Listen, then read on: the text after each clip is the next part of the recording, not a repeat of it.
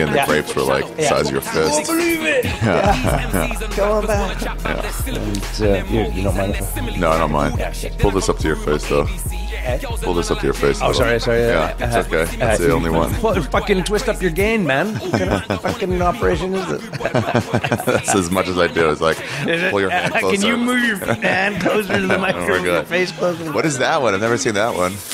That's because you've never seen the best. Fucking beyond unreal. All right. Grasshopper Labs. Is that weed or is that tobacco?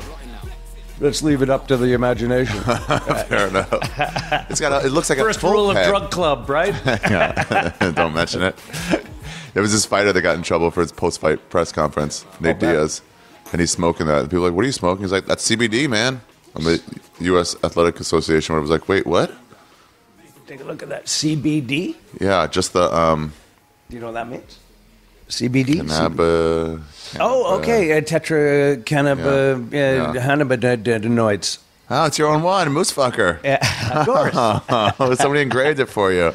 Yeah, not particularly well, but it's well enough that it's unique for me. Wow. It's quite a beauty, isn't it? Yeah, I mean, it looks like a full pen. Yeah. Doctor could have this. It's outrageous. Not even a weed doctor. Yeah, it's a pretty effective little tool if getting a bit scattered is on your list of things to do.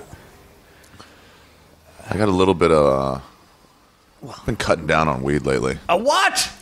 What an embarrassing thing to start an interview with. Can we check the batteries again? What the hell is wrong with you? I'm sorry. What a horrific thing to say. Jesus. Wow. You hate rainbows now too? No. What's next? I don't stop. I just do like 3 or 4 days a week instead of like 20 times a week. Stop it.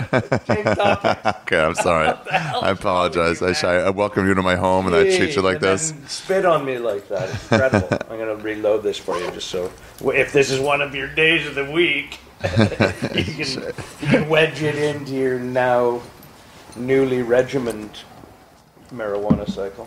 Well, I got regular stuff too we can smoke. Oh, yeah? Yeah. Regular. The kind that burns. Oh, yeah? Yeah. Well, that might be a good idea. Yeah, let's do that. No, Leave your shit in there. What the hell, oh, no. That would be a horrible thing to lose.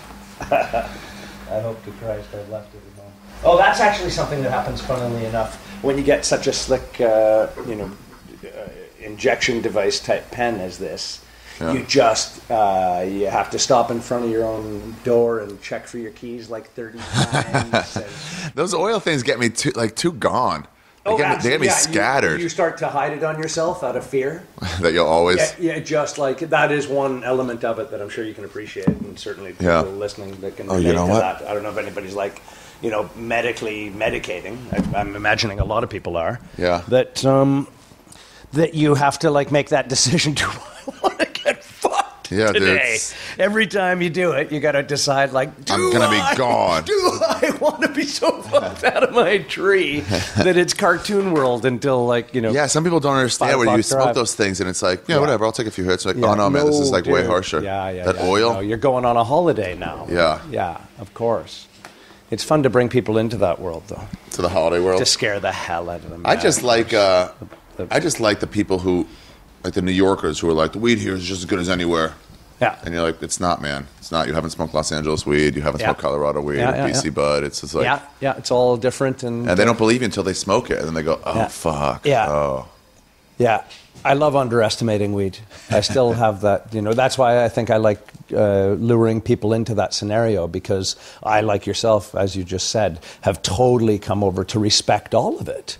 Like, there's really intense strains out there, and when I often meet people that are just like, it doesn't even affect me anymore, I'm just like, well... Sounds like a challenge. Yes, absolutely. Like, and if there's anybody who's done bags of it in a lifetime, and still having those moments where you just utterly underestimated it. You know, like getting paid sometimes in Canada at medical marijuana shows.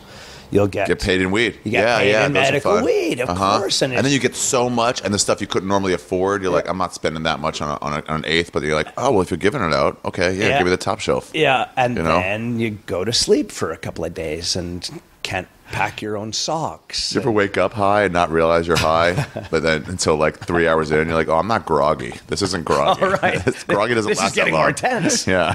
This is lifting. I've just passed out. I played golf with my aunt once and didn't realize till like, I realized in hole 1, I was like, oh, I'm still high. Yeah. Keep my mouth shut until about hole 6. In the morning. Yeah, in the morning. Yeah, in college. Nice. Yeah, my conservative aunt. Do you ever meet somebody who says they can't get high? Never really worked in that world. No, with certain drugs, I'd almost agree. Like, I had a round table the other day with utter random strangers, and a few of us did agree that tramadol doesn't do anything for us. Really? Which is a weird thing to, like, you don't want to get too, like, confident with pharmaceuticals. Yeah. But there is, like, a consensus that some people just don't react to it in the same way, and other people are like, for them it's pharmaceutical heroin. Yeah, of course. So I'm assuming that there's probably the same with marijuana, yeah? Yeah. Yeah. There's one girl, she told me that. I was like, I need to smoke with you then, because I don't believe that. Yeah. And then I saw her. I'm like, let me see. And I saw it get stuck down her.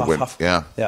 And then she's like, I'm like, feeling anything? She's like, is there like maybe a slight Are you thing still talking? In my jaw, maybe? And I'm like, oh, no. Then, I believe her you. eyes aren't red. They're not glazed. There was nothing. Wild.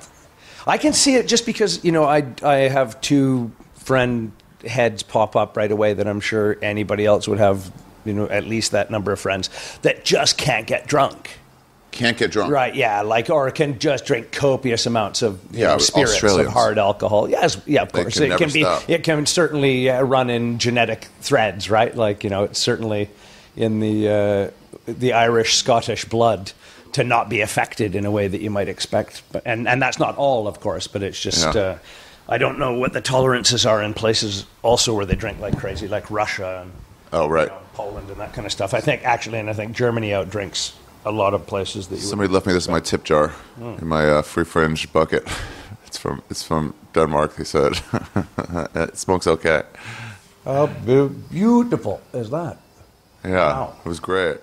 Yeah, I've gotten a lot of. I don't know if you've gotten anything. Are you doing free fringe or paid fringe? Paid fringe. And I got a little. My show's Easy Tiger, and I got a little rubber tiger. And really? Yeah, in an envelope, very nice. I should have opened it on stage, but I was already so scattered with other things. Yeah. Well, what are you going to do? I find an hour to be quite limiting. I don't know. Sort of is, right? Yeah, so you don't want to get too sidetracked with, Yeah. Paul Curie doesn't do Wednesdays. He's after me at my venue. And so Wednesdays I just run. And I've been doing like 90, 100 minutes and just like, I tell people like, hey, if you want to come to the show, that's the one to go to. And then Wednesdays, yeah.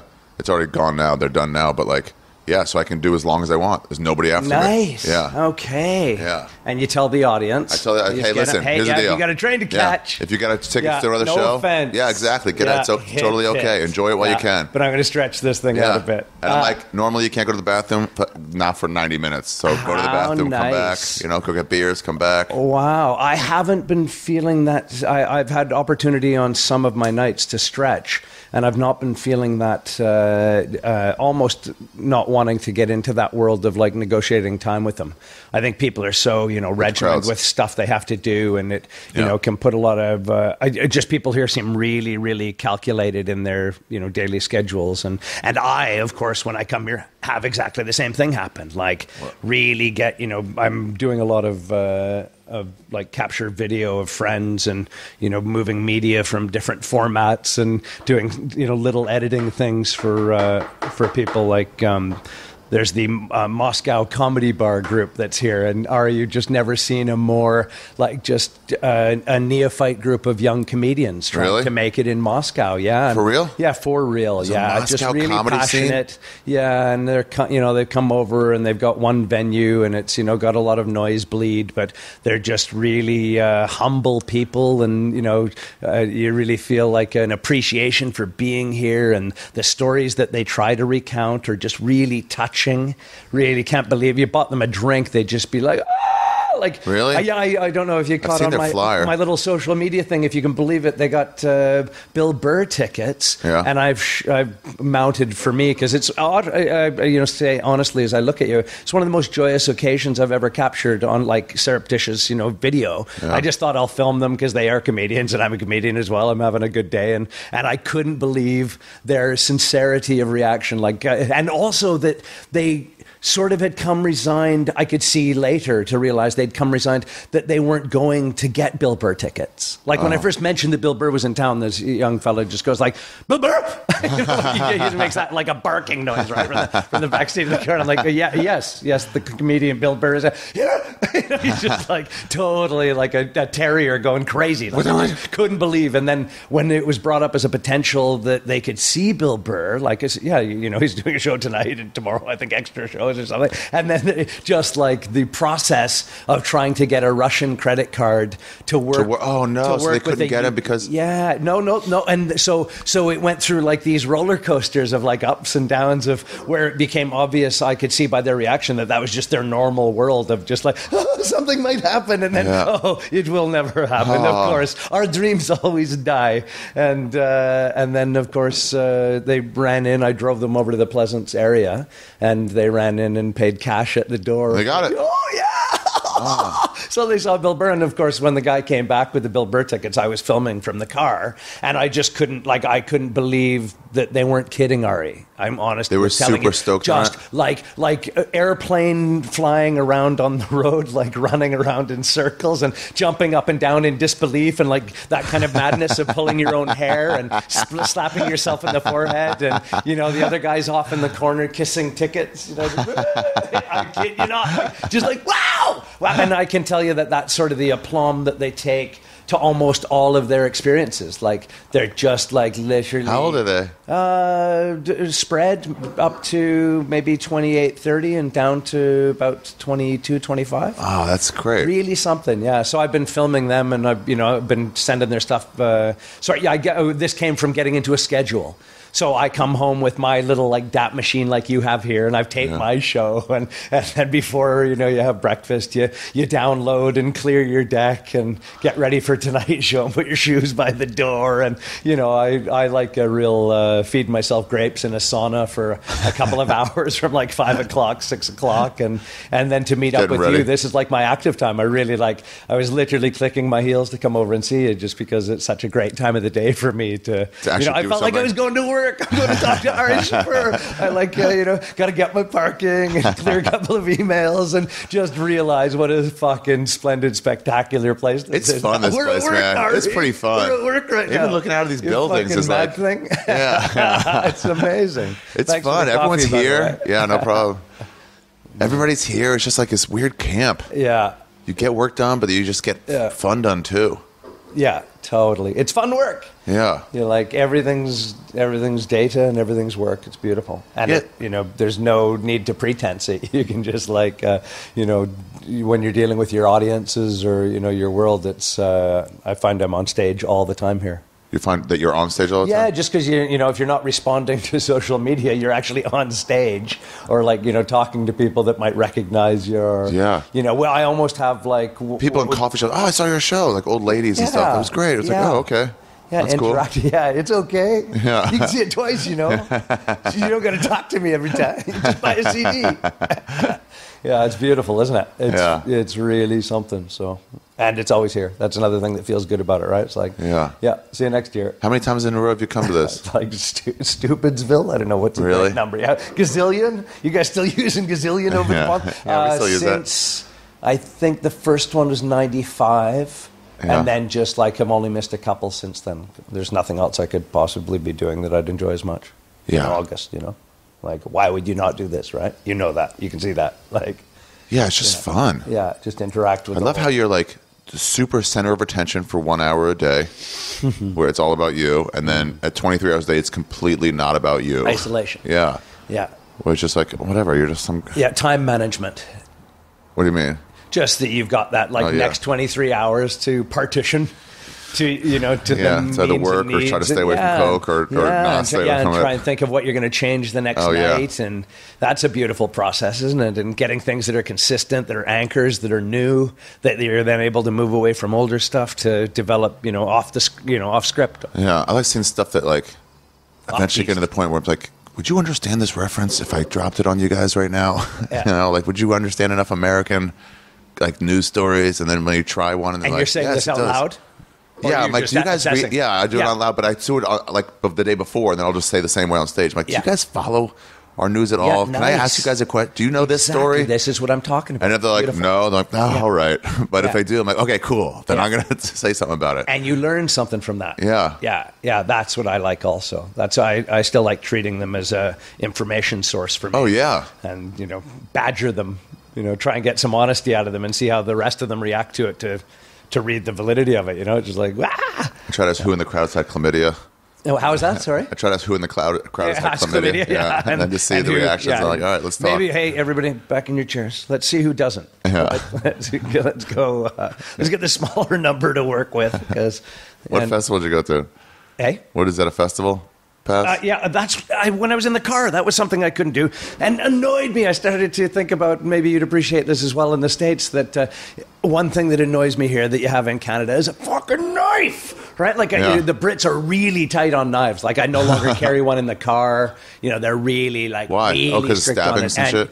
I guess stabbings, but whatever. It's a fucking... Well, you can't have a knife with you? Tire iron. No, you can...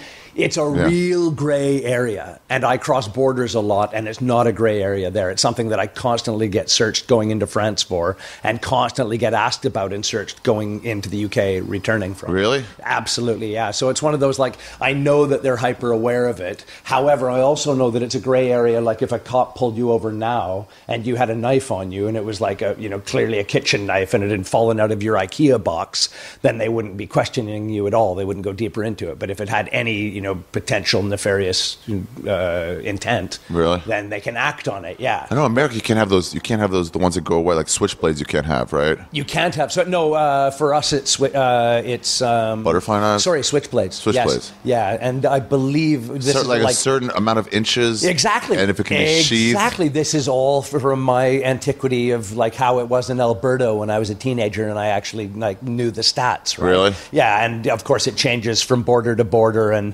but regardless, the Brits, because of that, really focus on Stanley knives are the big ones in Scotland. Really? Yeah. So what do they do? Because why? Because no one in London fucking cuts down any wood or anything or trees. Like they don't need knives anywhere in their lives. There's no one that could Exactly. I'm a carpenter, man. I'm people that use knives all the time, or people like me that went to a party 2 nights ago and I haven't. Every time I see it hanging off my wrist, had anywhere to slice off my fucking credentials. So if you actually have a pair of scissors, I got a knife. It's something I wanted to ask you about. Yeah, I got some right here. Hold on. Scissors would make me more comfortable actually. Now that we've had the knife talk. Yeah, it's just like what the hell. What was this thing? And of course, at home you just have a choice of 3 or 4 knives, and you've never stabbed somebody in your life, so it's just like, what the hell? Dude, I was in I think Hong Kong, or was it? There's that one time. Yeah. Was it Beijing? But in one of the trains, no, they showed one of those uprisings in the south, and they showed a machete at a fucking mahjong game, a macheteing, and they showed video of it on the fucking public trains. What? Yeah.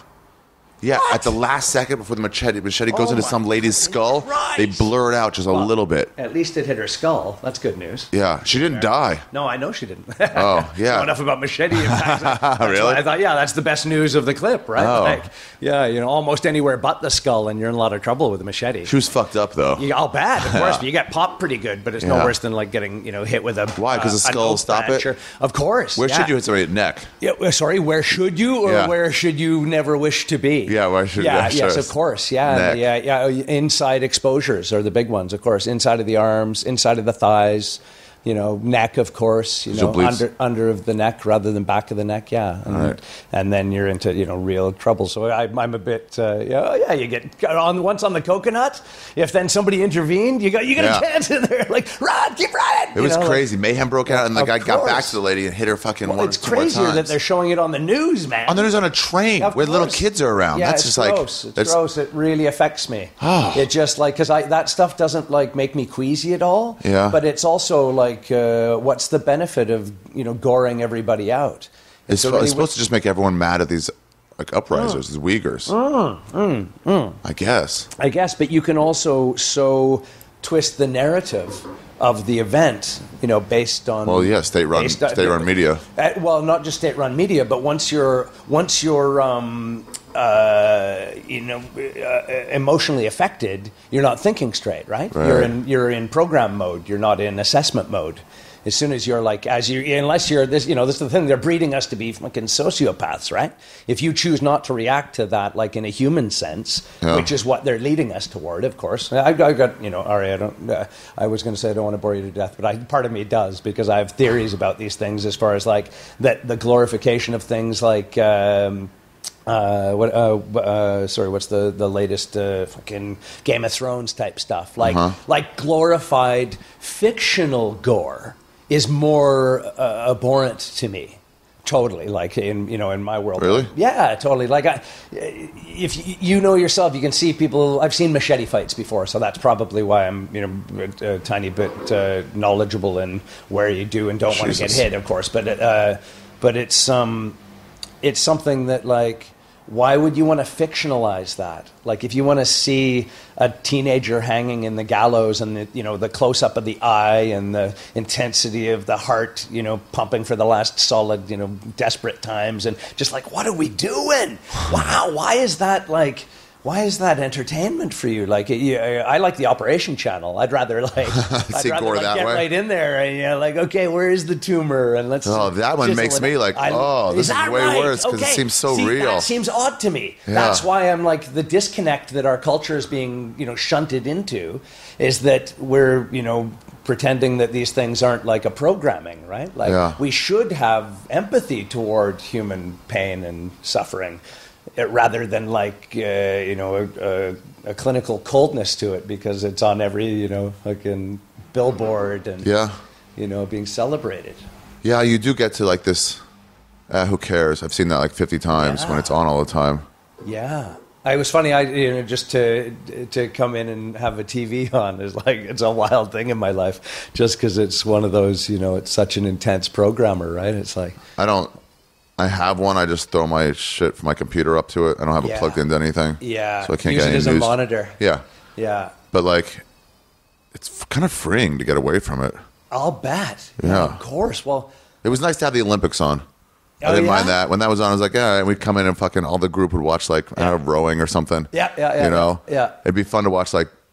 I've never been in a situation where people were rooting for different Olympic teams. Awesome. Yeah. Awesome. Like, wait, who are you rooting for? Yeah, I like that. Yeah, I think we probably have that in common, isn't it? That you're just used to being around foreign cultures, and it's neat to be a fly on the wall. Yeah. These guys are really into it. Yeah. And just like, see the broadcast too. Yeah. Sports I don't mind for TV. Everything else is like, ugh.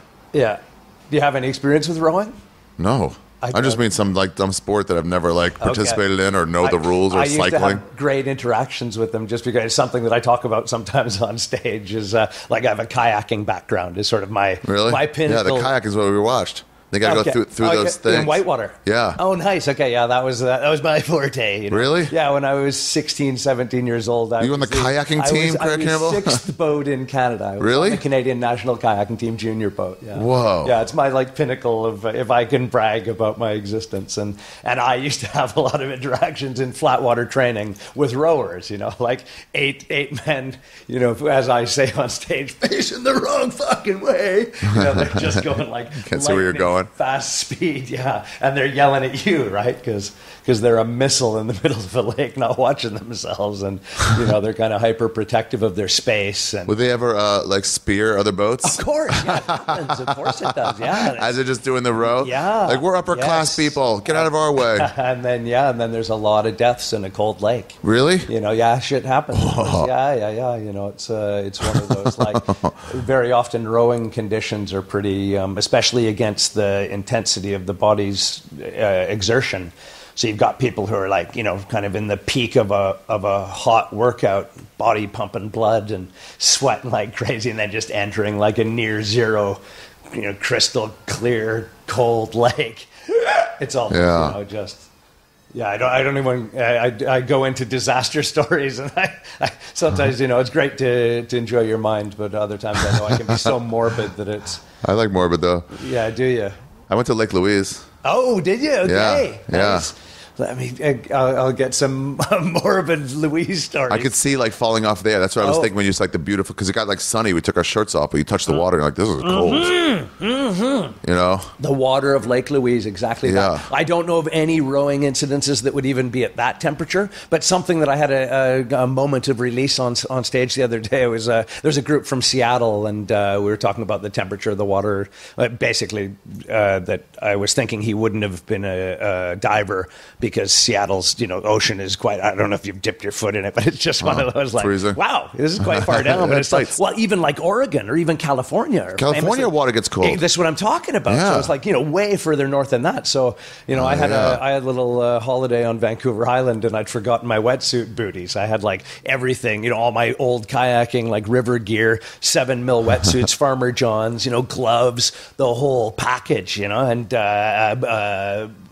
like skull cap, an over pair of shorts that are also neoprene, so your nuts stay that extra bit warmer, And I went out to go carve some mussels off a rock that was, I stress, Ari, not very far out. It wasn't like that big an effort. And I got into the kind of, down the gravel and into the sand, and started to kind of like at a lower tide march on sand gravel toward this like festooned rock. Maybe 10 or 12 steps into it, and just my feet were just like, dude, you gotta get the fuck out. Really? Now. Yeah, they're just like going like, well, when your feet like start to make a fist, really. Just like, and it was one of those. And of course, at first you override it, right? Because you've got the other gear on.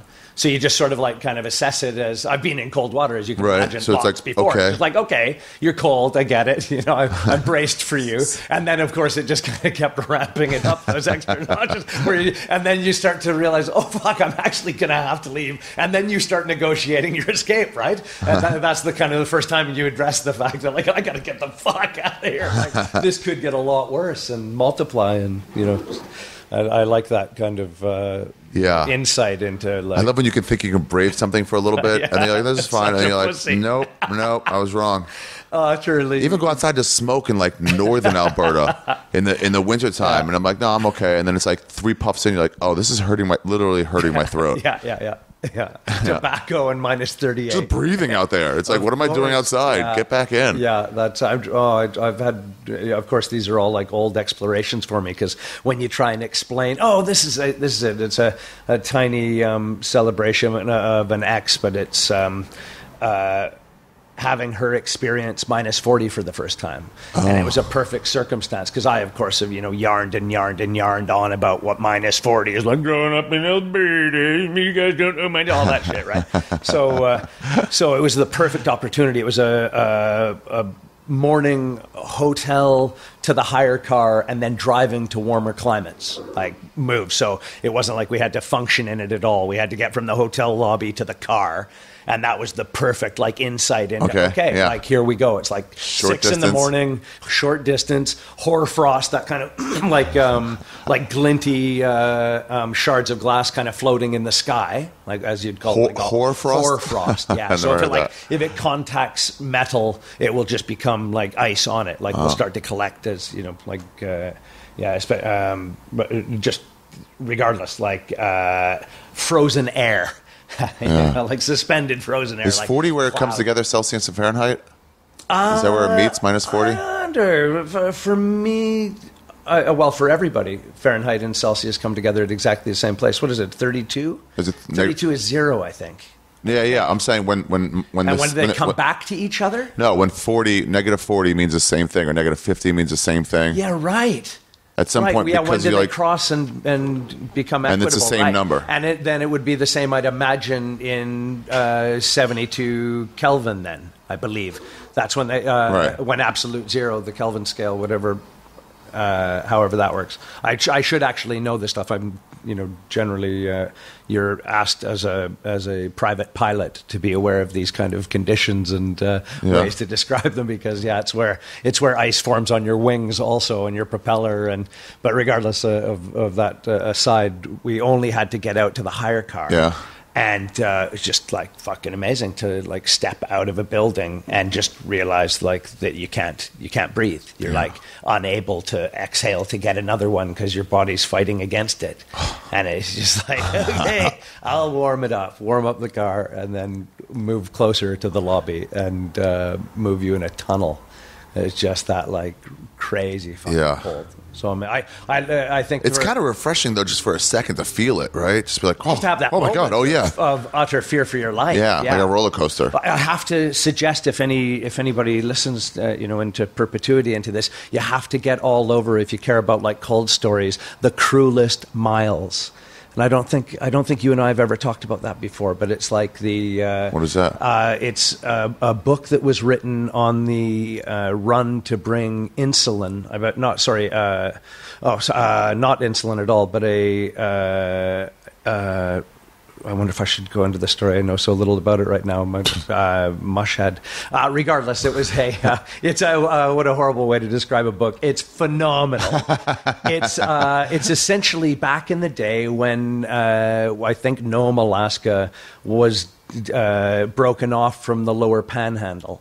And they had 6 months of being isolated and the boats not being able to get in. And from that point, they had to move by dog sled only, like hundreds of miles from Anchorage. And if there was a problem, as happened on this, and I'm trying to remember, I think maybe it was a diphtheria vaccine, but regardless, they were always worried that as soon as they got onto the boat and said goodbye, which was like a seminal, yearly event that always involved people at the last minute as they were going out to get on small dinghies to get onto the main boat, that people who were on the beach waving goodbye for the long winter of 4 or 5 months would just like panic and sprint towards the boat, like just pile on it, swim the cold sea to get a hold of a rope and just like, take me south. And they were referred to as the cold feeters, people who got cold feet. So that's that expression was born of that. And they had this diphtheria outbreak and had to bring the people running at the boat up from first Seattle and then into Anchorage. And it was also a time, which it was crazy, it was like 1929, when there was just the confluence of light aviation hadn't got glycol yet, hadn't got antifreeze. They were not able to fly in those conditions. So there's a certain temperature, sorry, we that's just can't it. Go. Sorry, shut off. Yeah, your engine is going to freeze, my friend, because it can't, heat itself beyond the temperature. Doesn't have any jackets to protect the engine's temperature. And there were volunteer pilots that were letting themselves be available to the politicians of the day and being denied by the military. I'm sorry, we know you will die. That can't happen. So they loaded up dog sleds that the Iditarod dog sled race is now still commemorating and celebrating the life of the necessity of the old dogs. And about every 27, 28, 29 miles, these dogs were changed off with other dogs at way stations to cover some ridiculous, I think, 450 plus miles. Oh, because dogs couldn't keep going. Because dogs can't keep going. Right. And the first dogs, and this is the other neat thing about it, is that when they first dropped off from the airplane to the dogs, in Anchorage, and mushed a guy away. I believe his name was Wild Bill McDonald. I always like to hold on to these characters. Scottish descent, and he was not chastised, but warned against hitting the trail when the thermometer was dropping below, I believe, -30. It might have been -35, but there was a threshold that was the rules of the trail, right? That if it's 32 and dropping, you don't go tonight, right? And he was going on at 37 and dropping, and he's mushing the dogs, of which I believe 3 died by the first way station, bleeding lungs and just dead. I'm not kidding you, dead dogs, right away, in the first thing, and they're Wild Bill, hold on, Bill, in the stop morning. Killing our dogs, man. Yeah, and he said, you don't get a name like Wild Bill McDonald by following rules. Mushed the dogs off, and And they, of course, got there and saved a number of the villagers, and a book is written about it. And being that it's an American book, I can't believe there's not been a phenomenal film about the cruelest mile. And that's what the Iditarod race is. It's just a mock of that. It's celebrating to reestablish in the mind how dependent that area was on dogs at the time. Like the graduate. If anybody cares anything about dogs or enjoys that kind of the idea of how many they took from the lower Americas to breed with what became like the Malamute or I don't want to get into it because I'm not wise enough to know that like the intricacies of the dog world, but essentially they were like breeding big dogs. They were breeding these huge, bigger is better kind of mentality, almost wolves with like shepherds and Great Danes and stuff, trying to get like big work dogs, right? And then this guy Sapalala, I think is his name, shows up from oh god, if I get this wrong I'll be fucking dead. I think he's a Norwegian dude, and he has like faith in a smaller like Siberian type husky, like a tiny little dog, and through the Iditarod dog race, which is earlier by the way, this is like 1912 or 1911, was interrupted by World War I, right? So they're in these like crazy long dog races, and this guy shows up and he's just like, I think that my little like kind of terrier run forever little dogs are actually going to be the better animal in this. Because you don't have to change out.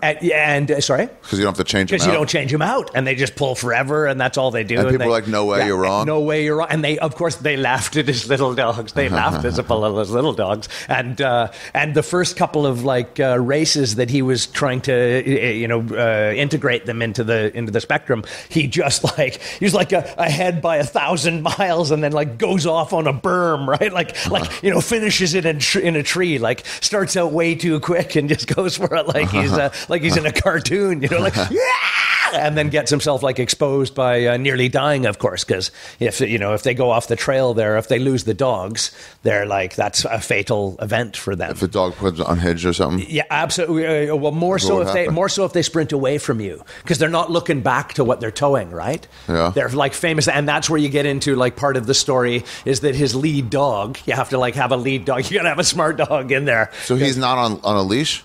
The lead dog's at the front, and I think at the front part of a second team. So they're like a good lead dog team, but the lead dog is definitely like the dog in charge. And his, I believe, I don't want to get the name wrong, but it's now in Central Park. So the next time you're in New York, you can go and pet this dog's head that is now missing like a lot of brass where all the children have petted it, because she is the most famous sled dog ever. And in the actual, after he'd like basically on the third year in the Iditarod, like set the new standard, right? It was just like, now you have to have those dogs if you want to be involved in this race, because the rest of you are just like, half the race behind, that kind of different advantage. Wow. And then, of course, all of a sudden it comes up that dogs are needed to bring a serum in to save a village that's dying of a disease. And get that Norwegian. Yeah, that Norwegian dude. Yeah. And he shows up and it's just like, oh, it's amazing, Ari. I'm just like writhing on your couch as I tell you this. That he, of course, like he does the lion's share of it. I think he covers like, what did I tell you, that the dogs turn over at 27 miles. His, I believe his leg was 225 miles in the worst of those conditions, and I kid you not, he didn't finish the leg into the village. I kid you fucking not. Like, just because humility and not being a hog of fame and being a... What do you mean he didn't finish the leg into the village? What does that mean? I believe a sled team came from the village and like handed over the serum, and then came into like a cavalcade parade and celebration and film. Oh, really? Yeah, it's a really like unbelievably like very American, like, all right, tragic I'm here, but story. Come get it. Yeah, and kind of that just like died in obscurity, and that's why the dog is celebrated to the degree it is. I think she's I don't want to get it wrong, but Bolo. I think she might be Bolo. Really? But regardless, yeah, it's just one like a very, very touching thing. I can't believe that there's not a film yet. Yeah, The Cruelest Miles. Yeah, they're always looking to make... What? of the films. Why not do that? That sounds cool. Exactly. Yeah, it's just like got everything. It's it's such a beautiful story. It's fun. And then you think like, I often think of it when I'm in the UK because they have miles like, I don't think of it in Canada like you might in the States where I, don't see road signs in miles. But when you see like, fucking 200 miles or something like that and you realize how long it takes you to drive in a car and you realize you're not like, minus 40. Yeah, sometimes I think about that when in a car, like up in the Highlands and stuff where I was like, how long would it have taken to walk just walkers to get where? Yeah, a long time. Yeah, exactly. I love that element of it. So, No. Yeah, let's get into skiing. Let's get into some snowboarding. Yeah, there you go. Which is, let's kick this into snowboarding here. And that was as subtle as we could have made it. Yeah, I was looking for when we were talking about Moscow. Hilarious. I thought segue. But then this, I was like, I don't know, maybe. Well, what about Reykjavik? I was there skiing, which is Were you really? To start with, yeah. Oh. So a little and that's something that you can do 100 times. Like talk to the guys about bringing you over in the winter. And how would that? You did that tour, right? Altitude tour? No, what was it called? Well, there's the Snowed In tour that we do in Canada every year. Yeah, but like the Scandinavians are just as keen as we are to do that. Really? Yeah, of course. If you they're just so reasonable and logical, right? They're just like, you tell them, hey, I also like snowboarding. Could I come back to Reykjavik in the winter and like do some gigs and snowboard? They're just like, yeah, that would make sense if you like the snowboarding. Yeah, and you also I did it in Whistler this year. Yeah. I was like, because I was in Vancouver for whatever for a week. Good conditions. And great. Yeah, what were you like 2 weeks after us, weren't you? Something like that. I was just missing you last year. Oh, really? Yeah, in Vancouver anyway. Yeah. Okay. Sorry, I was stalking you and you're clearly like, who the fuck are you, Campbell? We just spoke once about mushrooms. Jesus, don't be overly familiar. Oh, yeah. No, we did just pass each other. Yeah. I remember that thought now. so, yeah. Yeah, and how was Whistler anyway? How was the... Pretty good. I broke my ankle. You fucking are kidding. Yeah. No way. Yeah. But, whoa. Yeah. Well, route? Catch it on a route? No, I went off... Okay, so I try to go off-piste a little bit and do those little jumps through the woods and stuff. Yeah. It's harder on... Maybe I'm wrong, but it seems like it's harder on skis than on boards. Right. And so I went in there and I was like going a little too fast, trying to duck under a branch. Mm-hmm. And then I really had to pull out of it, and there's nowhere to pull out. Oh, in the man, and your leg hit the tree. Yeah, so I just toppled, man. It wasn't even that bad. I just fell over. Well, take me through the dynamics of it. What part of the board hooked, or how did the board stop and you... Oh, sorry, skis. Yeah. Sorry, Ari. Yeah. Okay, you said it 7 times. Yeah. I apologize. Okay. So skis. So I just tried to pull out, and then I had say to no more. Of course, you broke your ankle. That's how it just toppled. That's a ski story. Yeah, your legs are doing different things. You're in the woods. There's trees. Your one leg's behind one. What do you got to worry about? Catching on roots and shit? Yeah, and if you catch it between the legs, right? Like if something goes through your legs. Off-piste, like a root or a branch, and sort of skewers you and then breaks you fast. So that's what I was having in mind that you were doing. Because to break an ankle, snowboarding is quite a intricate thing to possibly pull off. Because to isolate one ankle is a really hard thing to do, and it has to usually be quite dramatic, to get those kind of forces involved in it, to have the ankle be the next thing that gives out. But skiing, of course, you just go out, right? Yeah. You catch a lift, and then you break your fucking ankles. Yeah, the board didn't release. Oh God! Wow. Yeah. Okay. So then it was like a fuck. So you had it racer type. Yeah, one came off, the other one didn't. Oh my goodness! They're supposed to release on compound? Impact like that. Did it actually it wouldn't in a ski boot? Would it? Did it pierce the skin? No, nothing bad. I skied down. Did you? Yeah, I didn't realize it. I just thought it was twisted. What a hero! Yeah, right. Wow, Thanks. and then took the boot off, and the boot coming off was hard, man. That hurt. That was the hardest bit of it all, of course. Because I'm like, no, fucking hurts more than I thought. No, really, don't pull on that so much. I think. Yeah, let's loosen it more. Man, that one hurt.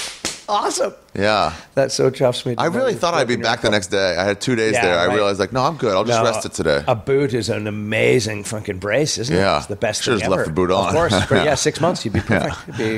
And how's the recovery? Oh, totally good. I've been running up Arthur's Seat. Okay. Yeah. Cool. Yeah. What about snowboarding? Why don't you, let's try that. Well, I keep thinking about it. Yeah. Tell me this, though. Can you surf? Sorry to interrupt. No, never surfed. Okay. Go ahead. I've skateboarded a little. Okay, yeah, good. Okay. That's good. Yeah. But no major tricks or anything. I can skate off curbs down, but that's about it. Okay, I mean, just go. Yeah, of course. When I go skiing, I have max 3 or 4 days. And to give up one of the days to learn this new thing seems kind of like, oh, no, I can't do it. Okay, then... if I had a month somewhere, I'd be like, yeah, for sure. Yeah. Expedite things. First, operative, I always like to say, snowboarding, snow. So don't dick around with like, if the conditions aren't like pristine, which of course, if you're a great skier, you're going to want to get out and really, ride fresh powder, as it were. For sure. But yeah, it's a hard day to sacrifice. But snowboards love snow. Really? Right. So the most you can learn the quickest is going to be if you're giving yourself the ability to dump hard in it quick. Right. So like if you go out in, kind of deep snow conditions and Dude, they had that at Whistler. Yeah, exactly. God, it was just like you stop and nope, you're going down. I don't know if I would start at Whistler just because you're in a really different situation there with altitude and near the sea as it is. Okay. The variability of conditions is quite pronounced. I go to Vail every year too, or I go to Vail and okay, yeah. So you want somewhere that you can like do triples on the same lift 100 times in a row.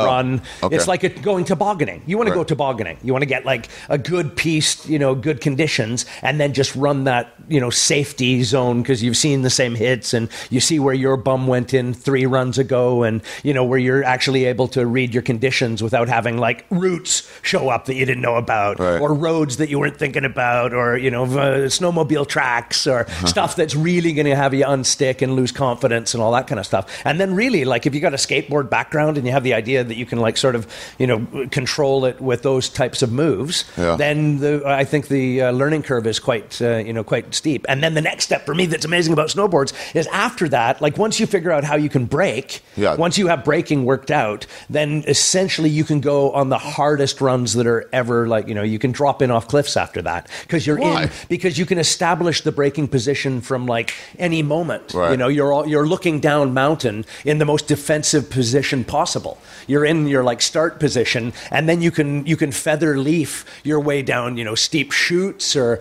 mogul fields. Moguls are way easier on a board than on skis. If you're over your head. If you're over your head. If you're like I got to do this real slow.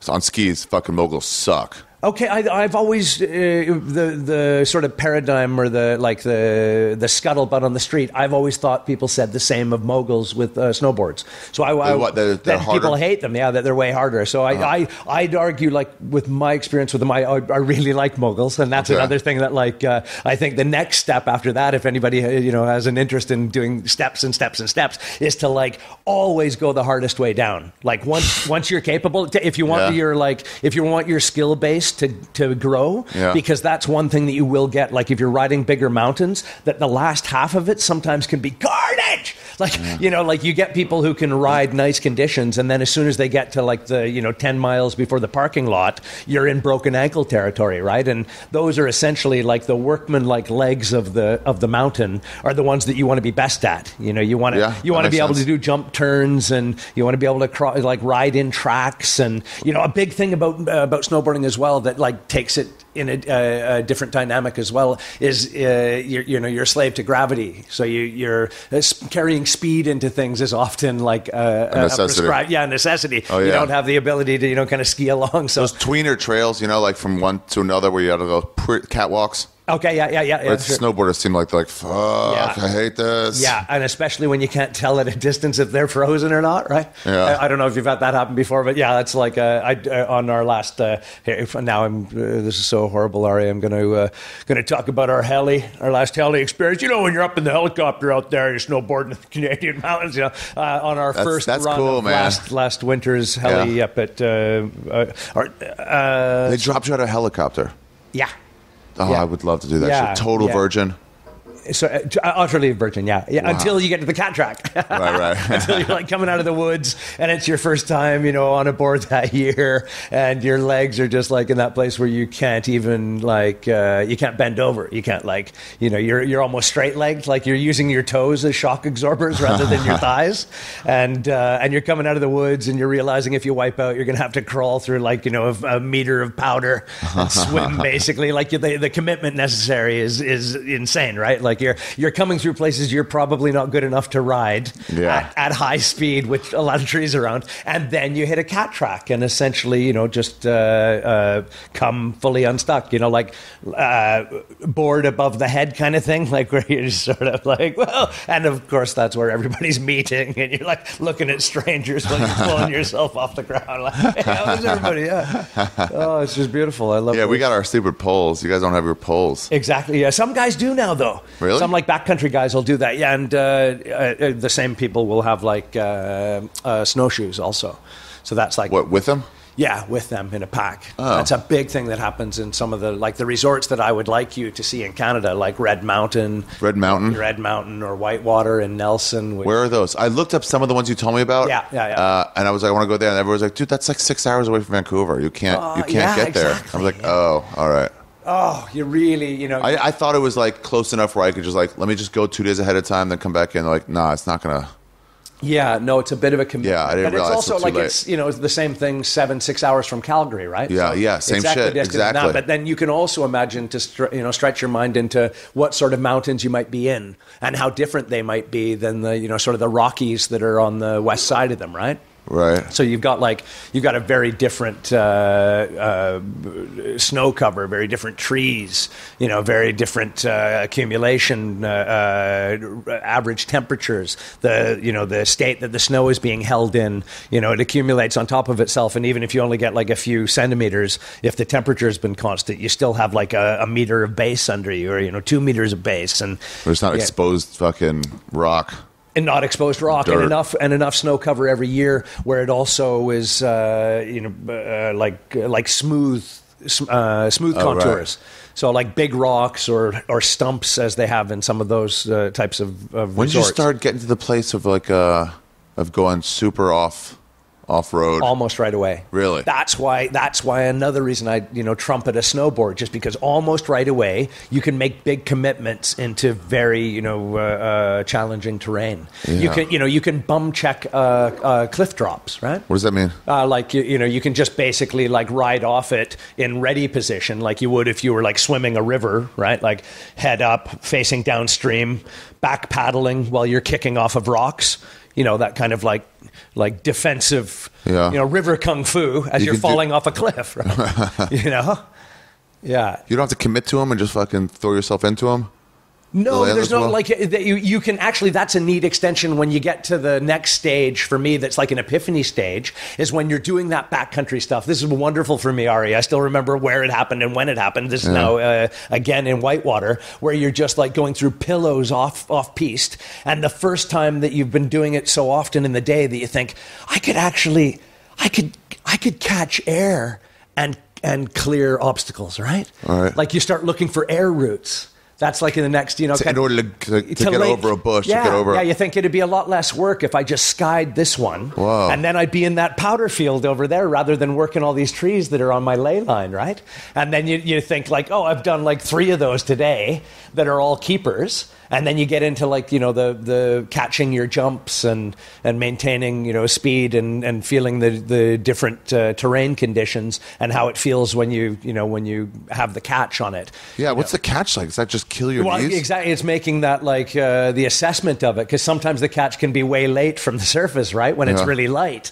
And that's where, for me, that would be challenging my capabilities. What to see when it gets packed in enough as you land? When you can turn on it. Oh, right. Yeah, because if you get, as they call, I've only had it a few times in my life, but as they refer to it as champagne powder, you're like almost in those little like little tiny like styrofoam bubbles, like sand, where you just utterly sink through it, like 3-4 feet into it. So you can't turn on that until you're whipping, until you're really going fast. So at that point, you also then have to like plan uphill mounts when you're going to decide if you're going to take a rest, because it's a hour and a half to turn in as well, right? Yeah. Like if you're not hauling ass, so you're having to read, and very often, of course, you're putting up quite a spray at the same time. Often you'll not have like the best, you might have flat light, so you're trying to ride like long contours, and then you just start, you start impacting stuff you realize like sort of, oh, I'm in the air, right? You have that like moment of, and then just get captured in like the nicest swimming pool that ever, came into your life. Like literally like better than water, like just captured, and then get back up if you aren't dug in so much that you can't, that you have to swim out. And that's when you get into like getting into perches. So you see like the snowboarders in those backcountry conditions kind of like just riding outside of each other's tracks. And then when somebody takes a stop, you like look for the next best position that won't influence them to be like ready to be going 40 miles an hour quickly. Right past them. To be able to get a float going again, right? Because you're in a place that you're going to sink immediately if you've got anything close to a flat or an incline. And that's kind of a really, you get into precarious capability of it. It feels like you don't have anything under you. It's that sensitive, right? Imagine like you've got to carry speed to have any feedback from the powder snow, and then it just gets really squirrely really quick. Like, so the faster you go, the higher up you stay on it? Absolutely, yeah. Okay. Yeah, so you're hoping, that your nose is clearing, like porpoising, as you would say in boat terms. So you're kind of like, your nose is trying to find the surface also, but only at speed. So if you sink it in, if you nose it in, and that brings me to, I still remember in Mirabel, France, when a friend of mine, we were talking about, have you heard of a tomahawk wipeout before? This is it's a beautiful moment. What is that? I just you hear people tomahawking and you don't think about it. And I tomahawked like really under a lift line in France, just like when you're humping it along, like I had in my head when you were asking about like how fast you got to go to have lift kind of thing, that when you, if you plant it like that, right? Like if you're side on and you're carrying big speed and you say catch a root or some, unknown obstacle that really stops your board quick, then you cartwheel like an Olympic athlete, right? So like you're now just like hat off, gloves off, goggles flying, and right, great centrifugal forces, of course. And if you're still in that mode of trying to figure out what you might have hit or what you're going toward, like if you're not able, then sometimes you have this, which I've had before, this tremendous feeling when the first cartwheel goes in, like when your head dives in, and then you feel the weight and the momentum of your own board and legs, and you realize, we're going again.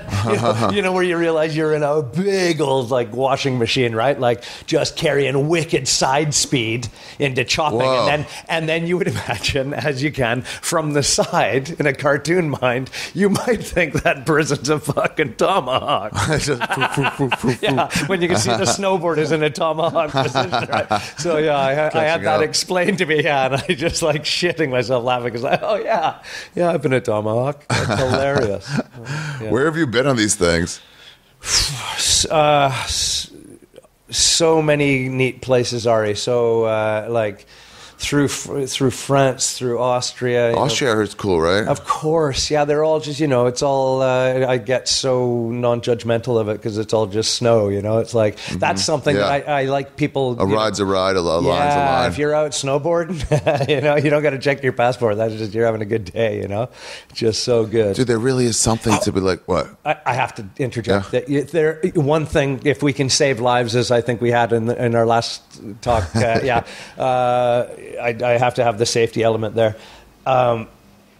The difference in how Europe and North America, I don't know America as much, but definitely Canada, depict obstacles and hazards, like threats to life, essentially, are more area-specific and less hazard-specific than ours. Like, if you took my advice ever and you drove the 7 fucking hours, you don't want to drive from Vancouver, Calgary, to go to, Whitewater, Nelson, or Red, or places like this, if you get, to these places, you will find that, like, if you're riding like a backside multi-cliff kind of pillow field, I want to sell this to you, right? So you're like, you've come off the lifts, you've skateboarded with one foot strapped in for like maybe 10 minutes, some of it uphill, really burning the thigh and working it, getting like that's the worst part about snowboarding. Nice workout, and then come to like this, huge view of the valley, like vista, and then you just drop off into like the first steep kind of goes into trees, and then that flattens out a little bit, and then you just start going into a natural gradient that's like pillow fields. So you're just able to keep maintain speed, but you're going through like a foot or two of fresh untouched powder, and being able to make like big commitment moves in a semi wide open like 10-minute pitch face. Like, just like, I can tell you, it's just heaven. Like, it's an unbelievable thing. But if you come to a cliff, or if you come to like a chute that has a warning or a hazard on it, there's a cliff there. you don't want to go any further in North America. In North America. It's like, hey, Canada. stop right here. Yeah, right here, like there is an obstacle that's right close here, and this is like a reason why you shouldn't, continue on here. Like, take off your board and crawl back if you don't have a better plan left or right? And in Austria, it's like they put that sign over near the toilets or by the shed where the guys who work the lifts get to go and play cards. And it's sort of like, if you read it on the map, you might see that, this is very hazardous. Really? Which, my horrible French for Austria. And then you just got to figure out what they mean. And then you, of course, when you're airborne, as I have been, you then find out retrospectively that, in fact, the hazard is the area that essentially, it's a big, big thing in Europe. If you cross under the tape, if you decide to off-piste, you are out of like all assistance of liability or in any way. No one's going to come search you there. They'll come and get you for sure, but your actual risk assessment is entirely on your shoulders. And I found that out at the clue for me, and this is something, for people to have in their heads. If you're like pounding it down in poor visibility, carrying pretty decent speed through not particularly, semi-pushy, but only because it's old snow. The first clue that I should have clocked is that the area that I was riding wasn't as beat up as the other bits. So the other bits were like really worn out and to a degree of like regularity. So the opportunity might have been there for somebody to ride where I was. But suddenly I'm in a place that's like kind of nice riding. So I just tucked in and enjoyed it. I get, you kind of take what you can get and think if I get 3 or 4 good turns in a row, that's like a bonus today because the conditions are marginal, right? So you're flying along. And then the next thing is, of course, I get a bit of chatter, like I cross a trail essentially. So there's a traverse path above a cliff line. Yeah. So you've got the skiers that have like got to the place that they're skiing along the cliff line. And they're now skiing along, yeah. So of course you clip that with your board at speed. You're going right through it, though. And then you're going right through it. But you have that second like hit of chatter of just like, wow, that was weird. Why would that happen? And then, of course, the next thing you feel is weightlessness, right? You're just like, holy fuck, I'm airborne, right? And then it's just a matter of like how far you're going to fall until you, as I did, impacted the opposite cliff face. No way, like you went through it? So I went to like a pillow of snow on the opposite side of the drop. With your body? And just like in a like guy, dropped from space position, right? Like in a chair. Fell into a chair and was able to like dig out and ride on and realize that like my life, when I looked at the other cliff faces that were in the region that has hazards, that they're fatals all over the place. If you fall off that, you've got no chance. Yeah, and I could see that I could be just as easily ill aware of the run I was doing. Right. When you get into, that's a big part as well that, people... Wait, you went off and hit the other cliff face? Cliff face, yeah. Like with your body? But it's pillowed with snow at the time, right? So it's like, it's like the opposite face, which, that's actually something that came into mind this week as well. Yeah, it's one of my favorite elements of like skiing, snowboarding, right? Is that...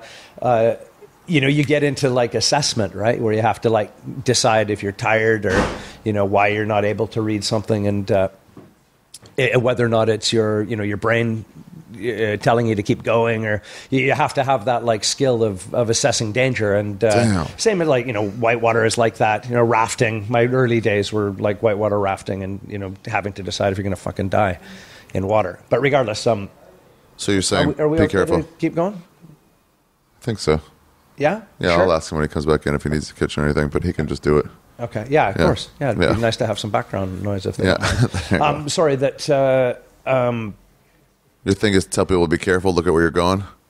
Yeah. Is that what you're trying to say, or no? No, that you should carry into it knowledge of like, the map of the piste. You should know these things. Right. You shouldn't just like blindly go snowboarding down things. When I see people getting under that tape, it's like, wow. Oh, sorry. No, this is what I was saying, Ari, is that like assessing your compass mentis, right? Like, because you're in pretty challenging conditions and you think, am I just tired? Am I thinking that I can clear that because I've like, had too much to drink, or what the fuck's going on here? And of course, you're getting to places that push your abilities. And we were in a kicking horse near Golden in British Columbia. By Alex. And we're on, and we're on this off-piste back run, and we got to like a cliff face, essentially. And some of the guys were like clearing it at speed, like, wanting to make it all season kind of thing. And the conditions were just right. So perfect for it. Made big launches. Yeah. So, you kind of get into position to watch people do big launches. And, one guy. That's fun about snowboarders, just watching them. Yeah. Amazing. Yeah. And so, there were the guys that we were with as well were like at the conditions were so pristine that they were like practicing forward flips off of like launches. So like when you're off piste and you're just hitting like, untouched pillows and then deciding to do a forward, like, commando roll and catching that, a trick essentially in the bush. It's just like, wow, this is, quite nice. And I was at this cliff face where clearly like there's a ski track where people are having to find an easier way down. And I asked one of our mutual friends in Vancouver, Andy, who's a phenomenal skier, I just said to Andy, if I carry, what I was maybe 10 feet away from him, behind him, and looking off the cliff face, and then seeing another sort of like maybe 30 or 40 feet down, I could see more snow beyond like my own vision, right? So I thought if I carried speed, I could land in that snow further on, the snow that I can see. But I thought I'll use Andy's eyes because he's at the cliff face. I was just like, Andy, if I carry the speed I have from this point here. What do you mean? You yell at him? Oh, yeah. So he's like, side on to the cliff and kind of like assessing it and, So you're way up, like, hey, can I make that jump? Yeah. Andy, if I carry the speed from here to the face and and launch it, what will happen? Like, do I have a landing, right? You quite often will ask that in snowboarding or backcountry. Do I got a landing there, man? And or they'll design they'll describe the area that you're likely to impact. And he just looked at me really frankly, just said, "You'll die." You'll die. Don't do that. Just said, don't do that. Don't. You will die. And then I got to the face and realized that from the distance away there's no way I would have carried the gap. And the gap led to a facing cliff face. You'll die. Yeah, just like that. Yeah, don't move from where you are because you will die if you attempt that. Yeah, and the facing wall, which was basically just the cliff that I was looking at the top of, had fallen away further down the mountain. Right, so there's just like a huge V of granite cold rock, the face of which that I would have maybe hit halfway down at speed was just covered in kind of wet running icy snow, and then that all filtered down to a really narrow creek bed with maybe 3 or 4 inches of mountain ice water kind of trickling through really jagged rocks and debris. Really beautiful place to die. Can you imagine to just maybe smack off clunk, the back clunk. wall, clunk, clunk, clunk, and then just your spine stuck right in a cold river. I love that. I still nearly did that. What place does marijuana have with snowboarding? It is so glove in hand. It's so, really? It's unreal. Yeah, it's really, there's rarely a symbiosis that I could better have faith in and trumpet. Yeah. It's just, it's so, it's like...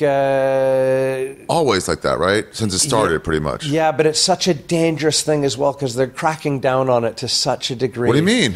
They're just really the number of cops on the mountains that are going on now and the attitude towards it of the public is just really why? Because they got to cater to the fucking families that are there? Of course. Yeah, of course. And that there's, the belief that it's less performance, enhancing and more performance impeding in their minds. And, there's the reefer madness taken to it. But regardless, it's been, since the beginning of snowboarding, whenever, that... Wait. So what do? They arrest people if they see you going into the woods?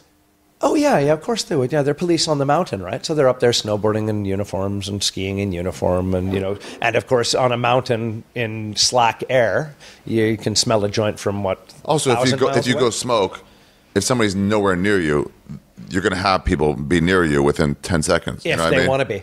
Yeah, if they're just skiing that way. Exactly. Yeah, if you're looking, you're like, I think we're good. Yeah.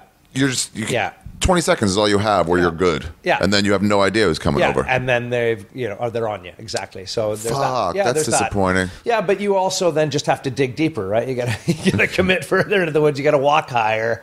They're there to make sure the parking lot doesn't. Are there places that that they'll be like, okay, you guys, all you punks, you can go over there and do your fucking smoking? Not to my knowledge. No, there's so the back bowls in Vale were like that. Where that's where everybody goes to smoke. Everybody knows about it, but nobody cares. Okay, well that's I don't know if we have that same sort of regionality.